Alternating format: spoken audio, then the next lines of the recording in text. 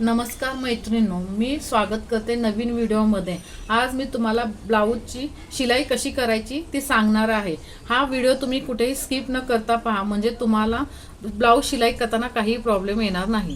हे आपण ब्लाऊजचे केलेले कटिंग आहेत। हा पाठीमागचा भाग आहे, ही बाही आहे, ही कटोरी आहे आणि ही कटोरीच्या साईडचा भाग आणि ही खालची क्रॉस पट्टी आहे आपली। मग आपण आता ही जोडून घ्यायची आहे, ती तुम्हाला दाखवते कशी जोडायची ती। मी तुम्हाला पाठीमागचा भाग कसा शिलाई करायचा दाखवते। ही ब्लाऊजची आपण कटिंग केलेली ती सरळ बाजू आहे आणि ही उलटी बाजू आहे। उलट्या बाजूला आपण हे अस्तर ठेवून आता इथून पूर्ण शिलाई मारून घेणार आहे चारही बाजूने, म्हणजे हा कापड हलणार नाही आणि आपले फिनिशिंग ही चांगली येणार आहे। मग अशा पद्धतीने आपण सगळीकडे शिलाई मारून घ्यायची चारही बाजूने।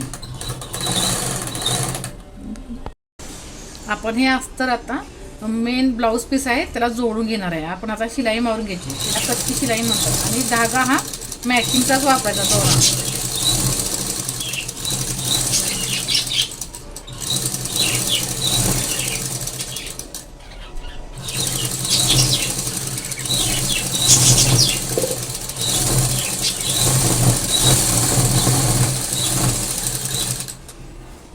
ही अशा पद्धतीने सगळीकडे आपण जोडून अशा प्रकारे आपण हे अस्तर आणि मेन फॅब्रिक जोडून घेतलेलं आहे। आता एक्स्ट्रा जे कापड आहे ते आपण आता कट करून टाकायचं आहे, म्हणजे अस्तरच्या बरोबर मापाचं घ्यायचं आहे आणि सगळेच जो एक्स्ट्रा कापड आहे तो कट करून घ्यायचा आहे।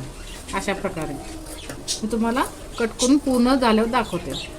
तिने पाठीमागचा भाग तयार झालेला आहे। आता आपल्याला पाठीमागचे टक्स द्यायचे। पाठीमागचे टक्स हे तुम्हाला दाखवते कसे द्यायचे। ते आपल्याला बरोबर अशी घडी घालून घ्यायची, मध्य सेंटर घ्यायचं आहे। मध्य सेंटर पासून आपल्याला 4 इंचावरती मार्किंग करून घ्यायचं आहे आणि वरती उभा टक्स आपल्याला 4 किंवा 3.5 इंचावरती पण देऊ शकता। मी इथे 4 इंचावरती देणार आहे।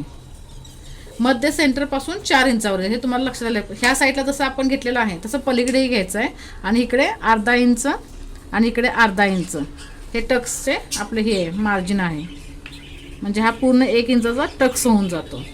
तसेच आपल्याला ह्या साईडलाही 4 इंचाचा टक्स द्यायचा आहे, वरतीही 4 इंचाचा आणि ह्या साईडला अर्धा इंच तुम्हाला दाखवते आणि ह्या साईडला अर्धा इंच इकडे, आणि हा असं जोडून घ्यायचं आणि हे असे पकडायचा, बरोबर मधला जो आहे पॉईंट तो पकडायचा आणि असा करून टक्स द्यायचा।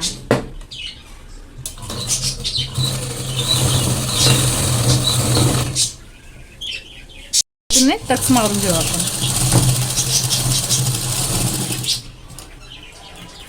हे आपले आता दोन्ही टक्स तयार आहेत। आता आपल्याला खाली पट्टी लावायची आहे। ती पट्टी आपण 1.5 इंचाची घेणार आहे, ती अस्तरची तुम्हाला दाखवते। आपण जे अस्तर कटिंग केलं होतं त्याच्यातलं हे उरलेलं कापड आहे, त्याच्यात आपण 1.5 इंचाची पट्टी काढून घेणार आहोत, जी आपण कमरेला जोडणार आहे। मग आपण इथून 1.5 इंचाचे माप टाकून घ्यायचं। 1.5 इंचाची घेऊ शकता किंवा 1.25 इंचाची, ते आपल्या आवडीनुसार आहे। इथे थोडंसं क्रॉस आहे, मी ते नंतर एक लाईनने सरळ करेन।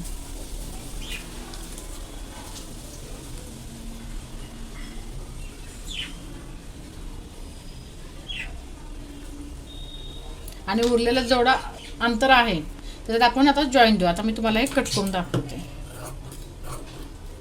सरळ काढायचे आहे, तिरकी घ्यायची नाही किंवा क्रॉसमध्येही घ्यायची नाही।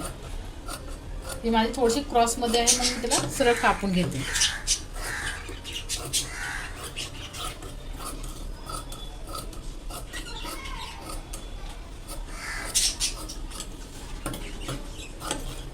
हे इथे कारण काही पट्टी मला थोडी कमी पडणार आहे, आधी आपण मापून घेऊ किती आहे ते, मग त्या अंदाजानुसार आपण एक्स्ट्रा कापून घेऊ शकतो।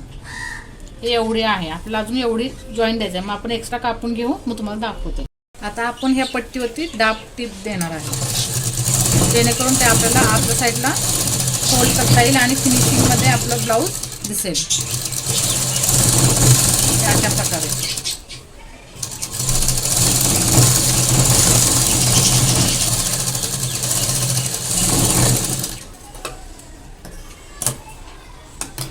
आणि हे आतल्या साईडला आपल्याला फोल्ड अशी करून घ्यायची आणि वरच्या साईडने आपल्याला मोठी शिलाई द्यायची आहे। 4 नंबरची शिलाई द्यायची आहे, म्हणजे जेणेकरून हात शिलाई घातल्यावरती ते आपल्याला उसवता येईल। पद्धतीने आपला पाठीमागचा भाग तयार आहे. हे आपण आतल्या साईडला फोल्ड करून इथे दाब शिलाई दिलेली आहे. ही नंतर आपण इथे शिलाई घातल्यावरती ही शिलाई खोलून टाकायची, 4 नंबरची घातली.